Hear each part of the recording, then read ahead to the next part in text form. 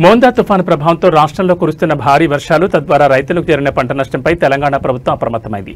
ఈ నేపథ్యంలో పౌర సరఫరాల శాఖ మంత్రి ఉత్తమ్ కుమార్ రెడ్డితో మంత్రి పొన్నం ప్రభాకర్ మరియు ఎమ్మెల్యే మేడిపల్లి సత్యం భేటీ అయ్యారు. భారీ వర్షాల కారణంగా ఉమ్మడి కరీంనగర్, సిద్దిపేట, హనుమకొండ జిల్లాలో భారీగా పంట నష్టం జరిగిందని మంత్రి పొన్నం ప్రభాకర్, ఎమ్మెల్యే మేడిపల్లి సత్యం మంత్రి ఉత్తమ్ కుమార్ రెడ్డి దృష్టికి తీసుకెళ్లారు. కొనుగోలు కేంద్రాల్లో ధాన్యం తడిసిపోవడం, పంట పొలాలు నీట మునగడం వంటి సమస్యలను వివరించారు. రైతులను ఆదుకోవడానికి వెంటనే అధికారులతో నష్టాన్ని అంచనా వేసి వారికి తగిన సహకారం అందేలా చూడాలని మంత్రి పొన్నం ప్రభాకర్ విజ్ఞప్తి చేశారు. ఈ మేరకు మంత్రులు వినతిపత్రం సమర్పించారు. రాష్ట్రంలో కురుస్తున్న భారీ వర్షాలతో జిల్లాలో భారీగా పంట నష్టం జరిగిందని, కొనుగోలు కేంద్రాల్లో ధాన్యం తడిసిందని మంత్రి ఉత్తమ్ కుమార్ రెడ్డి అంగీకరించారు.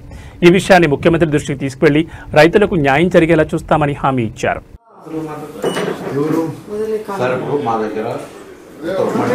చాలా జిల్లాలో వర్షం విపరీతంగా పడ్డది.